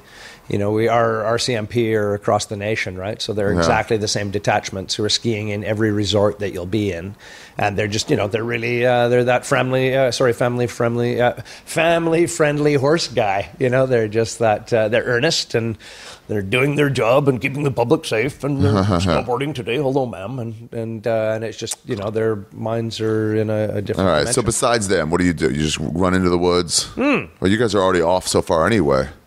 Yeah, vape mostly actually. Try and keep burning out of it, and it's hard to light that lighter out there. Yeah, and it can get a little bit soggy and wet, of course. Yeah. We've had many of those, moments in the woods, but for me, it's more the riding after, where you just like really can get into a rhythm, right? Because it's so it's musical, right? It's like same as comedy and music, and once you start like getting into that kind of surfing, essentially, that's what I think. If you have any experience with even standing, like I'm not an amazing surfer, but I've stood on a board before, so I know that experience. And that's like when snowboarding is at its pinnacle, is when you feel weightless and you're just like, you can hear the little of the board, maybe that'll be in the background. Yeah, but it's just like almost like being light as a feather and floating. It's like meditative too, absolutely, because you can't really think about. You have to look at where you're going. Yeah. You have to put your eyes there. Absolutely. But at the same time, you have to think a little ahead. Yeah. But then it's like you can't think about anything else. So you're just like, it clears you. Total focus. Yeah. So if you do that on weed, then it's just like, oh. And then every once in a while you'll stop like, well, that's beautiful scenery. Yeah. Let me stop for a second. Unless there's a tragedy, and then being high is the worst thing, isn't it? It's so hilarious, isn't it? Being high is so fun, and then you break your ankle. Yeah. I love it when you have those moments of like, oh God, now I really wish I had my faculties. Smoking on the lift is always a golden. Yeah, that's a pretty common one there, and one that they'll of course get really RC about. That can really what RC about. Yeah. Again, I hate to go into this dark place with it, Ari. I can't stop myself. It's so horrible of my own personality, but it just I don't know why I think of the worst negatives of it. The other side of it. Is that it's British Columbia, and everybody, of course, should go because the majority of them, most people couldn't give a fuck at all. Right. And it's a really freeing place to actually smoke weed. And, the term is safety meeting. I don't know. Safety meeting. They used to have those in Colorado. Yeah. All the staff were like, we don't have safety meetings. For safety meeting, and then go and extrapolate all these ridiculous scenarios of how safe you've been and all the safe ideas that you want to implement later in the week and all that beautiful facetious high talk, right? Where you're all getting blazed. So it's that also. Yeah. And that's what's so nice about it. But I also find like I had some ladies that were kind of, chastising, I think, I tend to talk to strangers when I'm high. Yeah. And I quite enjoy doing so. And they kind of had that, somebody's had a little something for lunch kind of thing. And I thought, wow, that's how this place is. They're just that kind of conservative, like they don't want to talk to me. And that's okay too, right? Like, I don't like to be in people's faces and offensive. Dude, snowboarders are so much more social than skiers. Yeah. It's a funny thing that, And there are also, another element of snowboarding is it's rebelliousness. So there's an element of like, you gotta buy a snowboard and you pick up hitchhikers, you gotta get into the whole thing. You gotta be. What do you mean? You gotta share the wealth a bit. It's it's about weed. It's about an example for me would be having a $700, $800 split board sent from Whistler, Canada, and have it arrive in the UK as like snowmobile parts or something for like 67p, like rather than 300 quid of taxes and really? And just like snowboard guys in a snowboard locker. That's what you tell each other. Like they're just like this is bindings $10. Pay 3.5p and get on your, get on your 1,000 quid board, right? Like, and that to me, that's snowboarding. It's like, it's not for the system, and if you're listening to that and you think that the system suffers for that, then, then die. Cause I don't agree with you. Yeah. Like, it's, you got to get into the benevolence of like, sharing and that's, it's totally sappy and it's totally, somebody gave me a lighter last time I was there. Yeah, exactly. Did you have a lighter? It's like, yeah, he's like, keep it, man. I got another one back. I'm about to go back. It's a lifestyle. Yeah. And skiing is a transportation mode. Of course, as well as a sport. What is the war on skiers and snowboarders? What's going on there? It's a funny one. It's especially, it's really been eclipsed if there's any like pinnacles of the competition throughout where snowboard technology has most influenced skiing technology, probably, I think, maybe for the last, again, I don't like to speak out of turn in actual like technical things. Just what you observed. But what I observed is about 5 years ago, it was pretty well known that the only advancement in ski technology had come from snowboard technology. So basically, they were starting to build two snowboards that you could then put your feet on as skis. Oh, really? Yeah, and that's why you get the fats and the wides and all that. Yeah, the fats are like great so now. They saw what a snowboard was doing, and then through that technology, why don't we put one of these on each feet? Fucking do it, man! And then, of course, you got your fatties going on. So. I heard the same shit happens with the porn industry and the movie industry, where every advancement in camera work has been done by porn. Yeah, by porn, and then Spielberg's like, oh yeah, that's a good. Yeah, I'll use that camera. You're really capturing. I mean, I get you want to catch clits, but we can also capture people's emotions. I could use 1 meter of waterproofness. Of course. Yeah. 6 feet. My thing is always when I ski into the woods to go smoke, then it's like I haven't really done the groundwork unless I've already been in that spot to be like, oh fuck, now I got to ski out of here, and you can't get up. Exactly. You cannot get up because you're going 2 planks together. Yeah. And to go up, if you're going to climb, you got to take them sideways. Yeah. And then there's no space for that. Or you go find another path out, and there's sometimes are none. Absolutely. Yeah. That can be the most terrifying and the most embarrassing, I think, if there's any level of same word, embarrassment in the backcountry. Yeah. It's when you have to up climb, like if you've cliffed out, as it's referred to, and then you're just. I've only had to do it a couple of times, and it's a pretty intense process. Everyone sees you too, right? What do you have to do? No, nobody sees you, and you realize that you're a complete idiot. And if you die where you are, the chances that anyone's going to find you that day are pretty fucking slim. Or, not even that day, but like in time to help you. Like basically, and it always it can certainly begin in this way. Where you follow the wrong track. Yeah. So you're off piste, and you can see groups going through a clearing, or one veers off, and you just take that top turn, and then you realize that I can't actually join the group really quickly from here with the terrain I'm looking at, and then you commit to the next pitch. So, probably when you should have walked back there for the 25, 30 minutes. But you're like, I'll catch up with them, I think, if I get around. No, I'll get further down and then traverse over to them. And then as you get further down, you think, no, this is actually getting a tiny bit isolated now. I'm on a deeper face. And then when you finally get to what is, of course, the cliff face, and you notice that your turn is either, gone to traverse above you, you've just dropped below who you were following, and you realize you're that much deeper into the no-go or no continue area. And then you start to realize that you're looking across at the tops of quite large trees. Right, so you've misread, as often happens in paddling also. It's a famous optical illusion in river tripping, where if you're looking down a rapid, sometimes the river can connect in virtual world when in fact there's a waterfall in the way, right? Because you're kind of looking you don't at see a that further body of water and you won't see it. And similarly, snow can play tricks on you like that. You thought it was a path, and all of a sudden it's like, oh, it's clear. Oh, that's a clearing. That's just a whiteout, and I've engaged it with the further down snow because my eyes didn't focus far away. And you can have that. It happens famously in piloting as well, where if your eyes naturally relax, they will relax on a position, I believe, either 3 or 6 feet ahead of you. So if you're looking at fog, you're not looking at a meter in, or of 20 feet in of fog. You're looking at right at the front of the fog. So if there's anything beyond that, you're not going to engage it at all. Yeah, it's not. So you have to be conscious of knowing to be looking at something, engage it. So similarly, if you are following down a snow face, and you followed that little track, and they've buggered off, and you've gone 5 feet past them, and it starts to kind of do a rollover steep, and you think, okay, I'm going in, how steep is this going to get? And you're kind of not hitting a cliff face, essentially, and then you just start to see that, like, as you're looking down at, you know, maybe 10, 15 degrees, you've got the tops of really big trees. Yeah, so they're like growing. And you're like, fuck, that's 40 feet. Holy fuck. And then you have the moment, like, these are where I'm telling you, where you get into the, you know, self-assessment, where your first thought is like, pull a Rambo, right? Like, clear the gap and hug the top of the tree, and like down climb a, you know, like do a dynamic move, essentially save yourself. Because the idea of like climbing up, you know, or traversing where you are, also like you get that little just wink in your arsehole where you think, oh wow, I'm actually relying on the snow I'm sitting on now to not overpour this already. Oh right, if it drops down, it's just, if this drops, like, and I'm not on rock. So you realize the kind of precariousness of the face you're on, and, you know, it makes a couple of squeaking noises, and then you're trying to picture how you're going to move laterally, and you don't have any pitch to do so.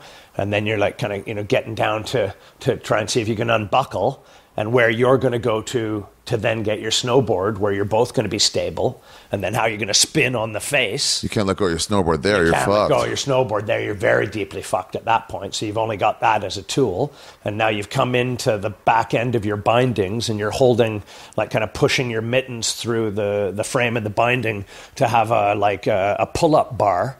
And you're like chopping into the snow on your hands. You're using on to your like, hands, yeah, and then boot kicking in to make steps, and then working up like a ladder, you know, like moving your way up and along a face.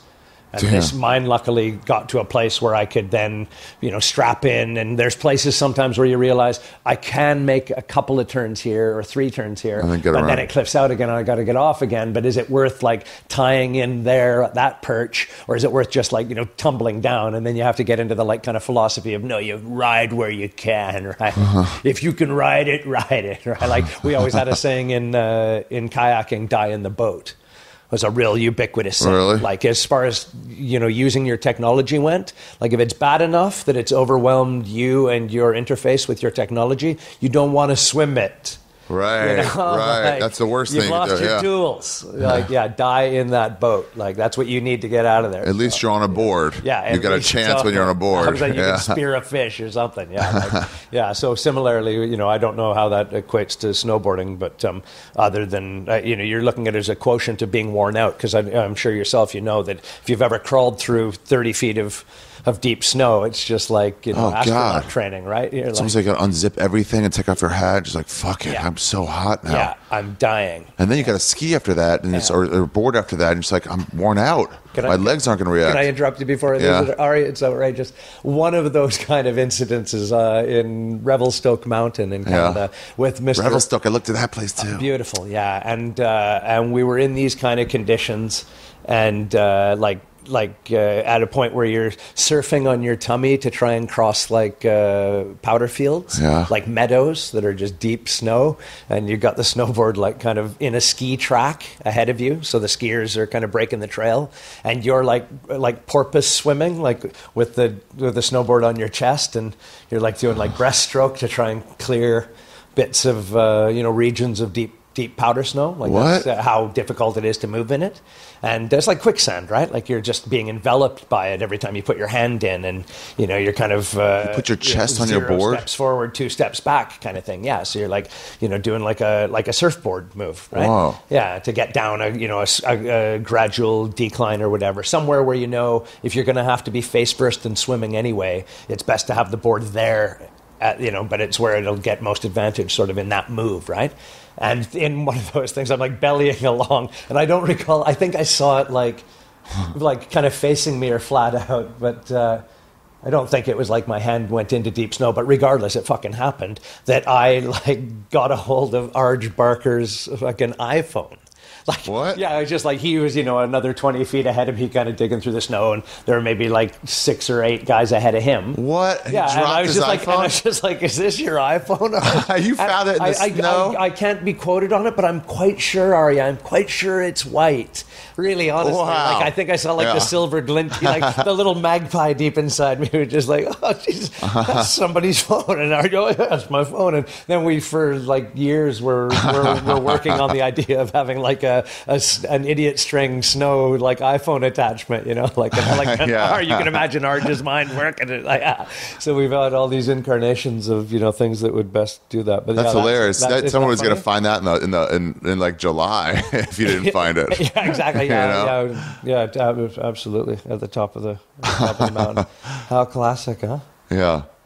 You ever take mushrooms and go out there? I can't recall taking shroomies and snowboarding. I don't have, because snowboarding. Unfortunately, with snowboarding, it tends to begin and end with a truck drive.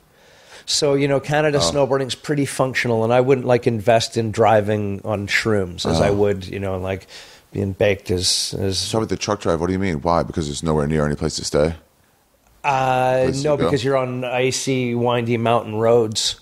And and you've got like a half an hour long, sometimes 2-hour drive to get back to a hotel, or like civilization. Yeah. Some of them are really awesomely isolated. And That's it's cool. Like, yeah, really cool. Yeah, so you're feeling the conditions as you're getting closer, but I don't think mushrooms are going to be like exactly usually. My friend told me he just took like a cap or a cap and a stem and just gets it, and he said it's just like amazing. I'll bet. Well, mushrooms doing anything should be as beautiful as mushrooms themselves, shouldn't they? I mean, I wouldn't want to take the SATs on mushrooms, but like, well, you can imagine only, or maybe you will now, how ignorant I am that I can't even dream of what SATs are. Yeah, it's an American thing. I realized when I said it. I know, but I'm ignorant of that. Scholastic aptitude test. You're making a comparison of how your ignorance within your SATs would be a statement, and I don't even know what the fuck you're talking about. I'm not external. I saw you go like, what is it? Yeah, what is that word? What is that? You guys get brainwashed. I know how it works. You got your Common Core stuff. You follow what the Prussians are doing, and you're like getting into college scores. I get it. You get into uni scores. Yeah. You get your grades and you get your SAT scores. It's like, I don't know how smart you are. Understand, whatever. I don't care. That was when you were 17. Everybody cared then. Is it like a competency across all subjects? Yeah, you get math and English. You get reading comprehension. Yeah. It's a better sign of how you'll perform in college than just your grades. Wow. Yeah. How much math, understand. It's just like almost like IQ mixed with, and then for a while they said that the tests were racist. Wow. I don't know how exactly, but somebody was saying that. Oh my, presumptuous. I had that actually. I don't know what you'll think of this, but it'd be good to have it in the airwaves just for it to be discussed. I was asked recently in an operation in the UK. I had my hip operated on for really, a little arthritis. So that ties wickedly into I was going to get C-section, but that's great. That's right. Yeah.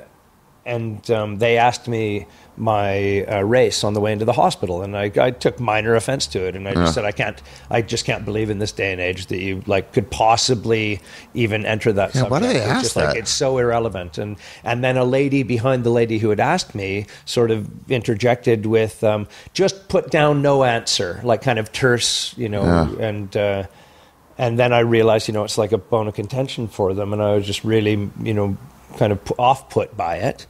And didn't but at the same time didn't want to badger them about it because I also know it's not their thing at all. Yeah, so I kind of avoided it until I went up to talk with a surgeon and asked him, and I just said, medically, sir, can you tell me? Not wish to offend or create a disturbance, but they've just asked me my race, and would that ever come into like a factoring of anything you do professionally? And he just frankly just said, no, I can't possibly imagine why that would ever be asked. And we just had this little wild moment in a hospital in England, and wowee, yeah, and it wasn't it wasn't corrosive or conspiratorial or anything. It was just like a little. That's what it was always done. Look up and to the left, and have a little thought. Yeah, I always put other because I'm always like, I'm more Jewish than white. So I'm like, but they don't really have that. So other, yeah, right, yeah. There's a box, but it is weird. Why do they ask that Why at do you all? care? Yeah, what are you going to send me? A different card at a different time of year? Or I would think maybe right. Maybe there's for certain types of race we got to test for certain things, that are more prevalent. But if the doctor's like, no, then it's like, oh. Yeah, you'd think that just putting sickle cell anemia as a question mark on the page would be enough, rather than that being the determining factor. Those there certainly are through lines of racial. Now it gets awkward and uncomfortable, doesn't it? Yes. Okay. So sorry if you're actually categorizing ailments, then there are certainly races sickle that are cell predominant to have. What is it? What do the Jews get? Threats.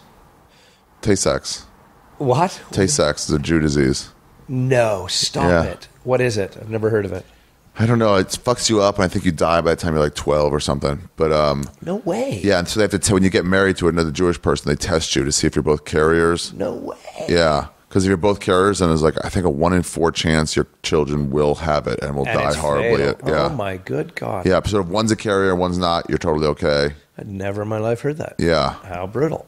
Yeah. Do you know of it's always wildly interesting to me. We were talking about it a couple of nights ago, just because a fella had a Viking, some sort of Viking ailment, some sort of oddly, Northern European thing going on, and then we got on to talking about the uniqueness of certain parts of Scandinavia being invulnerable to the AIDS virus. Really? Yeah, I don't know if you'd heard that, but they first noticed a pattern of like highly vulnerable people, drug users, prostitutes who weren't meeting the same attrition rates of the death rates in that that category of and it was Nordic humanity. people. Yeah, and they think that I think the last time I read about it, it was still being debated as to whether or not it had anything to do with the bubonic plague or the Black Plague's influence in that area of who it wiped out. But there's a bit of my brain now that's countering that. I think they also might have ruled that out. But regardless, there's a bit of them. I'm not sure if it's chromosome.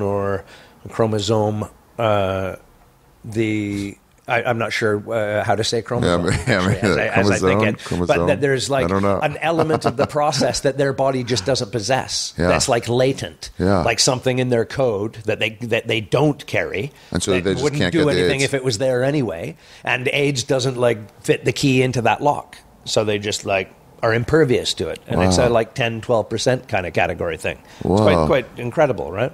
Especially when you get into AIDS being begun by a Norwegian, which is in its own That's what they say? Yeah, which is Wasn't the thing they said, African fucking a monkey? Of course, yeah. Once you get into toppling AIDS conspiracies or not, you're into a pretty precarious Do you know what they used to call it? What's that? At the beginning? GRIDS? No, why is that? Gay-related immune deficiency syndrome.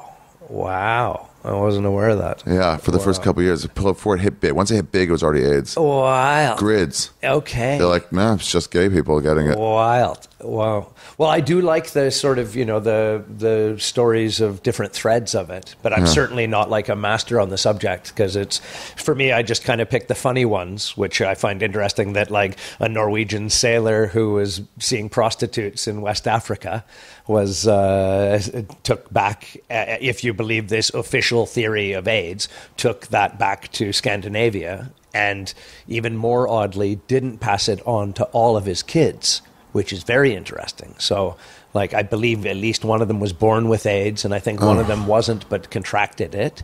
And I think the other one wasn't born with it or contracted it, which is unreal, right? So this guy goes back, infects his Norwegian wife. They die, like, kind of, as you'd imagine, quite horribly and mysteriously. But the Norwegians, of course, like, grab their organs and put them on the shelf and, number them and keep an eye on them. And then, of course, the AIDS epidemic kicks in, and they're just, like, cross-referencing. Oh, there you go. We started AIDS, we got AIDS. And we had AIDS a long fucking time ago. That's just like America. That's just like America when Columbus went. And Nordic were like, no, we've been there, man. Of course, we had AIDS way before that. What are you talking about? Shit. Cutting our grass. Yeah, so for me, it's not as to pursue the comprehensive subject matter. Oh, yeah. Andrew Maxwell told me that people with sickle cell are... Say again? Andrew Maxwell? Yeah. He said that people with sickle cell... Yeah. No mosquito bites. Whoa. Yeah. Is that right? Yeah. Like it developed as a way to stop, your natural body's way to stop mosquito bites because you weren't living that long anyway. Wow. Sickle cell hits you later in life. and they were like, we won't need later in life. There is no 55. Yeah. So let's get this stuff now. We'll get immune. Yeah, we'll get immune to these diseases through mosquitoes. Like an escaped ape might do if it had access to the lab. Yeah. Right. Yeah. Yeah. I love alien shit. Wait, there's something else I was going to say for snowboarding. Oh, yeah. Good. Come on. Oh, yeah. We never got to that. What's the war between the snowboarders and the skiers?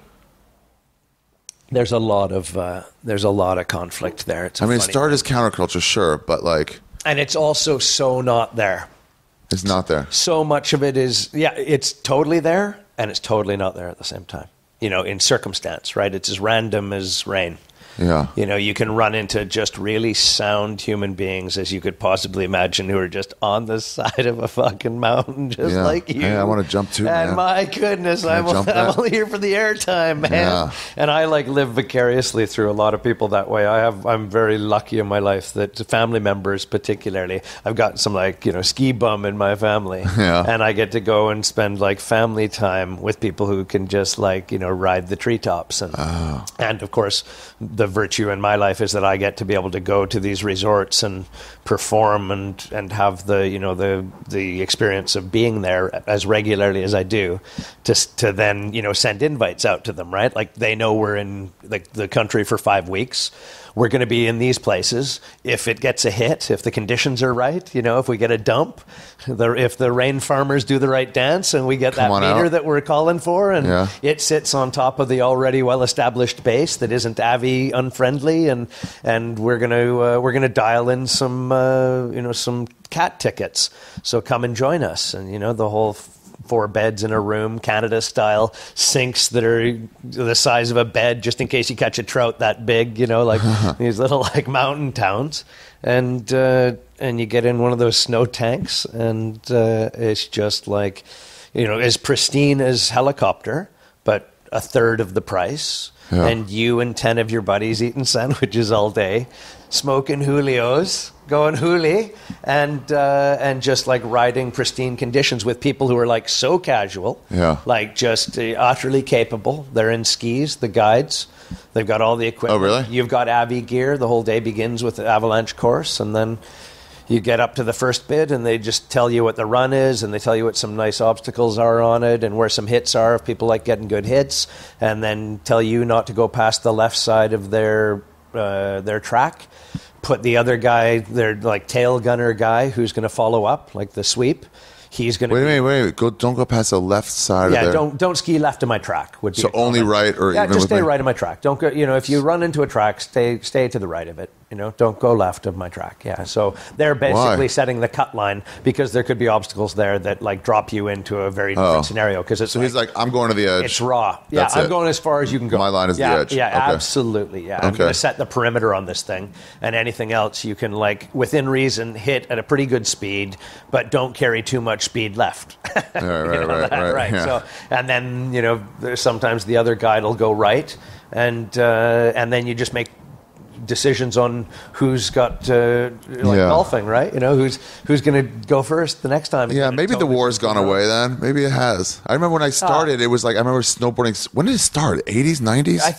I thought it was late 70s or late something 70s. like that. I thought, I watched the whole documentary genesis of it and the fight between Burton and all that stuff. But to me, it just gets into the politics of it, and it so doesn't matter because that's the greatest thing about it is that it's for everyone. It's that's why. For me, I remember it coming in where I remember not having any concept of snowboarders. Where my dad would take me skiing and stuff, and then all of a sudden, when I was in college, I started seeing it more. Yeah, I was like, oh yeah, they're starting to be around. Yeah, I still like to joke. I'm whenever people are do you snowboard? I'm like, no, because I'm not a punk. I'm not a young punk with no respect for his elders.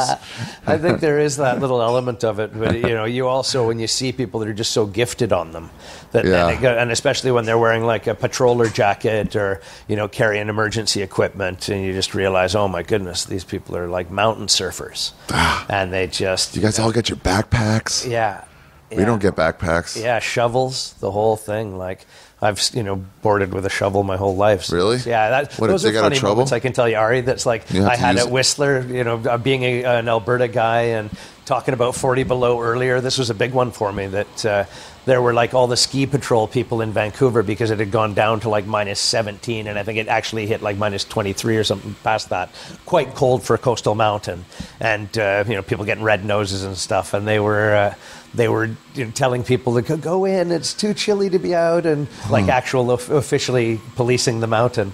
And I was just sitting there with like extra wool pants, a down vest, extra rope, couple of headlamps, food for 2 days, like just that kind of.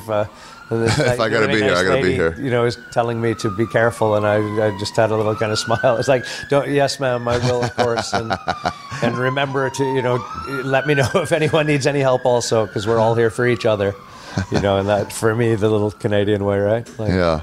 That's the backcountry. That's what I like about it. Yeah. Dude, we had a guy, a snowboarder that I was trying to keep up with. Oh yeah. I like you guys just getting speed and just taking on path. Yeah. Just like, let's fucking leap off this thing. Mm-hmm. I can't really do that. That seems fun. That's a cool element of it. Yeah, I like that element of it. I like a bit of going really fucking fast. Yeah, that's one of my little fortes, and that's something that really. Yeah, I find that you're more limited, or I find I'm more limited by eyesight than skill. Or certainly conditions. Like on a bright day, the difference between hauling ass and on an apprehensive day with flat light is like off the charts. Basically, I consider myself a good driver, right? So once I get like the cut of the board, I can, depending on the conditions, really commit to like opening it up in pretty choppy bits, right? Like where I can clear that. I can in these conditions I can land stuff, and it's just like wah.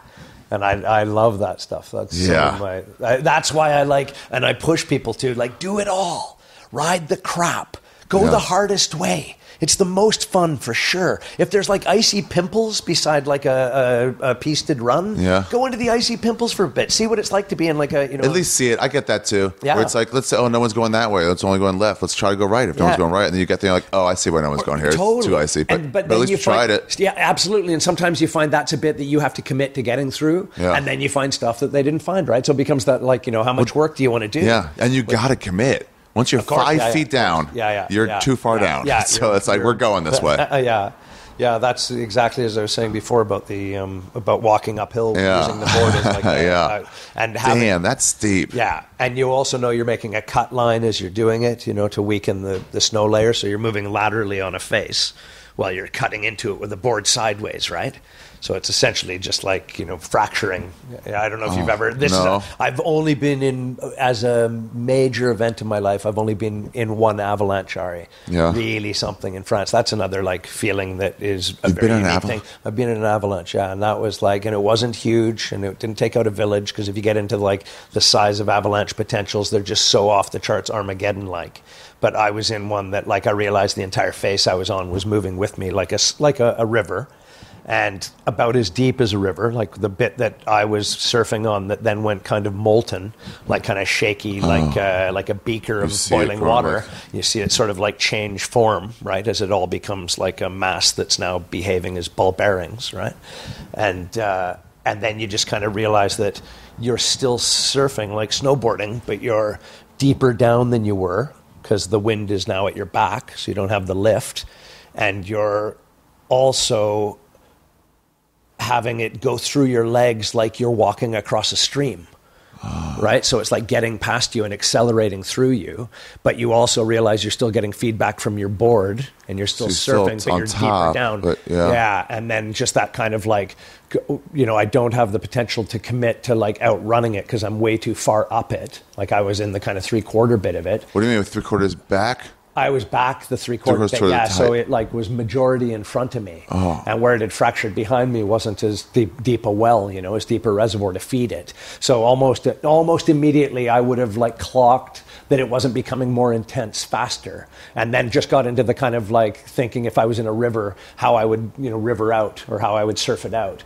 and just kind of like side moved, but in a way of like escaping, like a ferry angle. And then it cleared, through, and it was just one of those, like, just, again, like I tell you this from the point of view that anybody who has a cursory glance into avalanches can realize that they're just like off the charts biblical in terms of size and taking out villages. How frightened were you during, like, once you realized, oh, that's what I'm on? No, that's what the horror was of it, that you get the initial fright because you realize like the circumstance that you could be in, but then the immediate feedback that you're getting from it tells you that there's like life potential in it. Right? Like that moment of just thinking, okay, just keep a ferry angle, like stay steady, don't wipe out, don't get buried by it for sure. Yeah. And that was like, that's so massive in terms of like me accomplishing, not being further hurt by it. And then there was another moment of it. Sorry, I'm not trying to. And by the way, I really have to come from a point of view of not trying to make it more exciting because I don't. Right. I honestly, no, I don't. I don't want to over egg the snowboarding, the avalanche and stuff. But what were more unique elements of it were that. People skied down like quite quickly and were able to like come and assess if you were all right. And oh my God, that was it. This is the tension of it. This is what was so intense that I knew my buddy Dan Quinn was below me. And I didn't know how he had fared. Oh, shit. And it was really intense. It was a really weird, and that was the day I tomahawked. We'd been boarding together all day, and it was really like, we're well off. You tomahawked before that or after that? I don't know if it was before or after, Ari, but I think we would have come in after the avalanche. A bit of me feels like... At that point, it's like, all right, they warned us twice. You can tomahawk. In fact, I think I did tomahawk more than once that day. But, the avalanche was kind of like, all right, anyone feel like a soda? Yeah. Beer's cold? Hot chocolate's good, man. But I had that wonderful, release where once I kind of got myself, back up and was riding through the debris... Yeah. And had interacted with people who had come skied down and say, hey, are you okay? I'm like, yeah, but my buddy might not be. And I don't recall if they went Quinn? on. Yeah, but just people who were really solid, backcountry solid, journeyman skiers who just were the arms and legs of the event, And then we got further down, and Dan was okay. The tension now. But it was horrible. For 45 seconds, a minute, you're just waiting for your buddy to ski out in the trees, right? You just want to see them far enough down and expose themselves to see the jacket. Yeah, they're just and all the fucking I don't have enough equipment. What are we doing? We're idiots. Does he have a transceiver? Do we put them on today? All the things that are just you're an idiot. You are an idiot. What are you guys doing? I don't know. I think we had helmets on back then. But you get transceivers so you can radio each other? Of course. No, so you can find the body, right? When you're buried in the snow. So you can. So their beacon will always be sending, and you would have to put on receive mode and go walk the last place that they've been seen to try and find where they're upside down. And I've seen there's beautiful ones on the internet. I say beautiful because they're just miracle stories where you see a guy wipe out, buried in an avalanche, where people know where it happened. Where there's guys all over it. There's dudes on the same chute right above. They call it when it happens. They're he's, immediately he's sliding, and they're he's in one, and they're after him. And still, with the helmet cam footage, probably a minute and a half, 45 seconds, where you can hear the breathing, and then you see the depth of snow change, where it becomes lighter and lighter, where they're coming, and then the sun shines through like a cartoon. Wow. It's Disney stuff. And dude, that's like a minute and a half for sure. And you don't know if anyone's coming for you or when. I don't know, of course, but crazier than that is that that's the best that can happen if everyone's all the fuck over it, right? The chances that if you last saw his jacket 200 feet down where that tree is, and you don't know at all where he is now, you're just one guy with another transceiver is just utter body recovery, right? Body retrieval. And that's the horror of it, because the odds are just such a big place with such unanimous, uniform conditions, and the depth of the potential depth of it is bananas. They could be 10 feet deep, and further up or further back, you have no idea, right? How far they got wind underwater. Often happens. You most often die of trauma. Blunt force trauma is the greater. Yeah, getting plowed into stuff, right? You're being accelerated with the snow mass, and then just get driven into a log on its side with branches sticking out, impaled essentially. That's where a lot of people and don't forget, some of those logs are coming for the ride, right, Ari? That's where you get into the insanity of it, a tsunami type perspective proportion. I got smacked by a tree that was also avalanching with me that day. That's where it gets right off the charts crazy, and you just start to realize, oh my goodness, right? It's rockfall, it's mountains, it's it's a seismic event, and you're snowboarding, and you're high. So yeah. Sure. What a pleasure talking to you, Ari. You too, buddy. You relax the shit out of me in a really nice way, and I try and catch myself because I motor mouth, of course. No, it's all right. I like letting you go, especially when I get high. Then it's like I just get entertained by listening to you. I really appreciate it. And there's so many things that I don't know, and I don't like to talk in expert topics and whatnot. But my when I'm telling you kind of the stories of my experiences of that stuff, I try not to be. My feeling is an expert is just someone who's been through it a few times. Yeah. So like. Yeah, it's in the I didn't take classes on comedy, but I'm an expert on it, Yeah. Or like my street that I live on, I'm an expert on that without, Yeah, it's intuitive. Without knowing all the shit. Yeah. So it's really a pleasure to talk to you. And I have to say as well, when I'm this high, of course. Yeah. Nice. Thanks, buddy. Thanks for that's enough work for today, I think. Yeah, for me. I think so, for sure. Go do a comedy show now. Yeah, I'm gonna shower. What? How can people find you? You're the best, man. You're the best. I'm so glad. I was like, wait, is Greg Campbell here? I had to look through. That was the only thing I cracked the Fringe book for. I think I heard something. Yeah. There's that guy yelling at a post. Where can people find you online and shit? Moosefucker.com. Yeah, of course. At Moosefucker on Twitter if you want to stay in touch. I try to be, as on it as possible. I like to interact with people, and I like that social media world. I really People loved you on here last time. I really felt that. You're so it was really good, nice fun to stories. get people from so many unique places in the world to just, drop a line and say they enjoyed it. And you can only imagine how much that encouraged me to be here now, just because, not just for yourself, because I, like mentioned before the interview, but before when I realized, you like relaxing and long form, which there's no stress with you. And then I started to, of course, knock on and realize, why wouldn't the people that enjoy Ari also be those people? Of course they are. I've only attracted the people who are cool with that, I guess. Yeah, it's a really, I don't say it to people very often, but you're somebody who attracts a really fucking awesome audience, when you meet the Shaffir fans. Yeah, I'm pretty lucky about that. All right, 420. Yeah, exactly. Well done. I heard you on this. You want to smoke? I'm like, thanks, man. Yes. Yeah, that's what a great thing to carry. Yeah. Or they go see comedy shows too. They go see people guests and shit. Yeah, that's pretty rad. I've heard people get bad audiences through no fault of their own. So I'm pretty lucky. Yeah, I wonder. You don't even want to give fault to push that agenda. Just maybe they do. I don't know. I just hate to be in an environment where people weren't already having kind of a nice time, right? And it is a comedy show. Yeah, it's not curative. Right? I was trying to just infect you with what I'm already carrying, but. Yeah, you're the best, man. Pleasure. Likewise. And I don't think there's anything else official. I don't think from my end. You got any dates coming in the winter people should know about? I'm in Norway for a bit, and Liverpool at a comedy festival coming up, and then on the 7th of December I have a one of those little where the vagina gets the size of a football, and the head flies at you. Yeah, and just you get puke and shit on yourself. I'm nervous for you. Are you? Congratulations, but that shit fucking makes me overwhelmed. Yeah, of course, I'll bet. Yeah, you grab for your chest when you speak, and I see that because it's the universe talking, right? It's for me, it's a total, it's a departure from anything I know. So. I'm terrified and excited at the same time. What can happen other than I look forward to speaking to you in a year?